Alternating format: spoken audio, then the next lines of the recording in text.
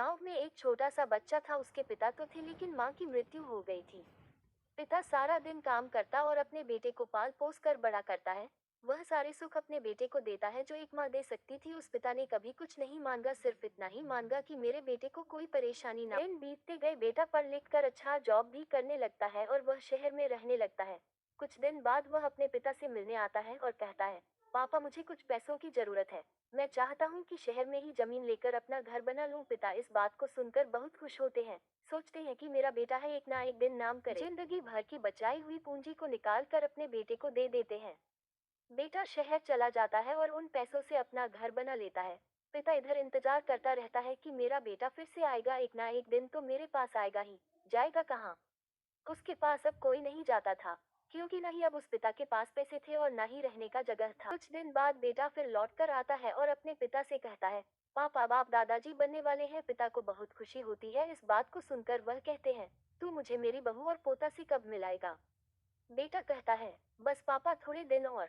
पापा मुझे कुछ पैसों की जरूरत है, क्योंकि आजकल थोड़ा जॉब में खींच बीच हो रहा है, जिसके कारण से मुझे कुछ दिन के लिए सस्पेंड कर दिया गया। के पास कुछ नहीं रहता है देने के लिए, लेकिन फिर भी कहता है, अच्छा बेटा तू रुक, मैं अभी आया कुछ पैसों का बंदोबस्त करके।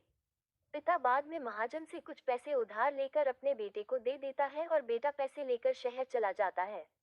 बरसों गुजर जाते हैं। पिता सोचते हैं कि मैं तो अब दादाजी बन गया हूँगा, मेरा बेटा पता नहीं मेरे नाती को लेकर कब आएगा। फिर सोचने लगते हैं, समय नहीं मिलता होगा इसलिए मेरा बेटा अभी तक आया नहीं, वरना आया जरूर होता।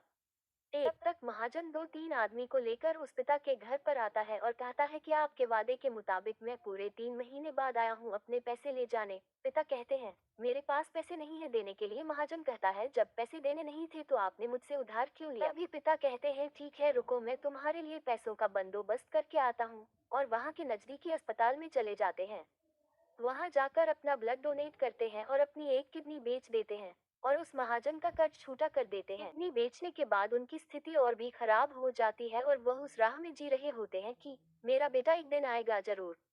इस आस में जीते जीते एक दिन पिता की मृत्यु हो जाती है, परंतु उस बेटे को अपने पिता को आग देना भी नसीब नहीं हुआ। दोस्तों, एक पिता की दर्द भरी कहानी। हिंदी कहानी को पढ़ने के लिए धन्यवाद। आपको ये कहानी कैसी लगी नीचे कमेंट करके हमें जरूर बताइएगा। अगर आपको ये कहानी पसंद आई हो तो अपने दोस्तों के साथ जरूर शेयर करें और ऐसी ही प्यारी कहानियाँ सुनने के लिए हमारे YouTube चैनल से जुड़ें।